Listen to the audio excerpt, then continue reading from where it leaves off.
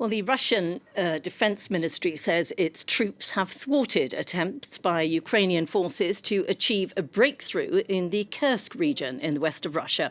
This according to Moscow's state news agency. It's not possible to independently verify Moscow's statement, and Ukraine has not yet given any details. This on the second day of fighting after Ukraine launched that surprise counteroffensive in Russia's Kursk region. On Sunday, a senior Ukrainian official said there was good news from Kursk and that Russia was, in his words, getting what it deserves. Well, all this just weeks ahead of the third anniversary of the start of the war following Russia's invasion in February 2022, and just 14 days before Donald Trump takes over the White House after promising, as we heard from Philip, that he will end the war in Ukraine in 24 hours. Well, to talk a little more about this, I'm now joined on the line by Julia Friedrich of the Global Public Policy Institute in Berlin, who was based in Ukraine for many years, I gather.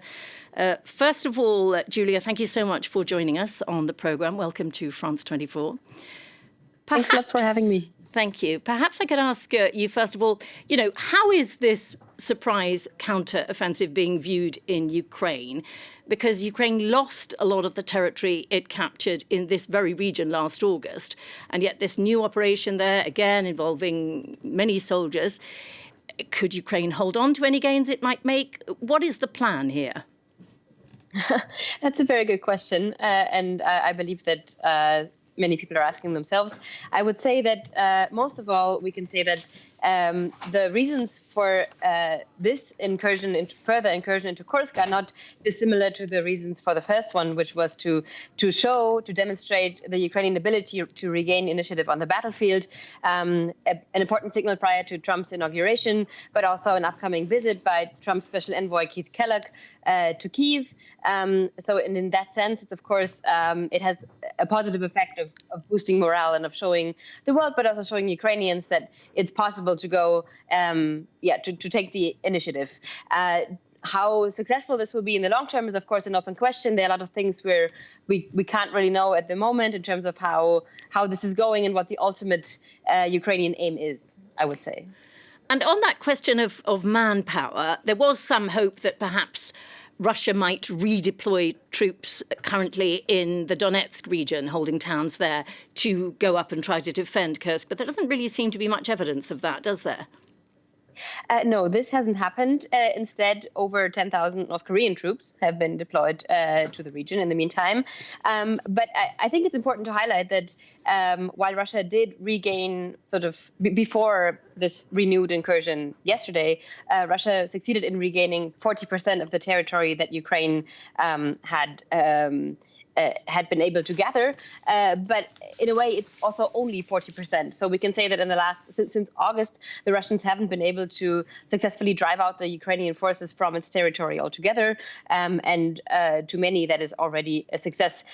Even though, as you outlined, of course, there are concerns that Ukraine is stretching its forces even more thin by sort of opening up this other front line.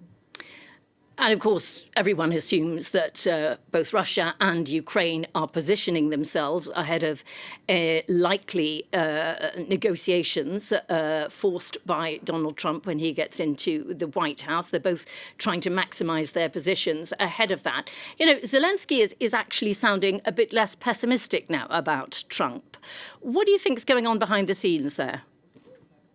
That's an excellent question. I think that Ukraine has been trying to position itself as a reasonable and as a desirable partner for the U.S. For a U.S. under Trump, not unlike what was just said about Macron trying to offer an olive branch to Trump. I think that Ukraine is in many ways doing the same thing, trying to offer more or less realistic proposals and showing a willingness to work with Donald Trump. President Zelenskyy sat down for a 3-hour podcast just this weekend with U.S. podcaster Lex Friedman, and he was saying how Trump was elected as a strong leader. He would be a strong president. Kind of really using a rhetoric to of confidence and a rhetoric of sort of trying to show the U.S. administrations that there's a great willingness to come to an agreement of some sort with the U.S. Prior to then being able to talk to the Russians. And what are ordinary Ukrainians saying about the upcoming arrival of Trump in the White House? I do remember in the immediate aftermath of his election, there was some talk that, many of them welcomed the presidency. They said for all his rhetoric that Biden was standing by Ukraine, that the actual aid, the concrete delivery of aid was too late, too little, and that Trump might have a more decisive impact on this war. Yes, I would agree. I think there was a great degree of disillusionment with Biden, especially towards the end of his presidency, and a hope that, as sort of erratic, perhaps we might say, Trump is, that he would at least, take decisive action. So I do believe that that there is some hope associated with the Trump administration, despite the acknowledgement that, of course, before he was elected, Trump did say that he wanted to end support to Ukraine. So I believe it's also a bit of a hope, because it's better to hope than not to hope, in a way. Sometimes we hear that Emmanuel Macron is a little worried that when Trump comes in, Russia, Ukraine and Washington will sort out something, and the European Union's interests might be somewhat sidelined. He's been very active in trying to say, this is our problem. We want to be involved in the resolution and the future. But of course, Europe's quite divided on Ukraine. How is that going to play out? I think that's impossible to predict. I do think it's a legitimate worry that not only President Macron has. I think that some of the initiatives we've seen so far with European countries kind of getting together, figuring out or discussing at least higher defense spending, for example. I think these are signs where the Europeans are trying to show to Donald Trump that they have something to offer him in order to be included in these negotiations. And depending on who you talk to in Washington, there are also different opinions. Some people would say that Trump is aware that the Europeans have an important role to play in this, and it's not going to be questions, while others say, there might just be a deal, and we might learn about it after the fact. So I think that there are a lot of unknowns here at the moment, and I do believe that sort of trying to speak with one European voice is the best shot at getting a European voice into any potential discussions, negotiations, talks.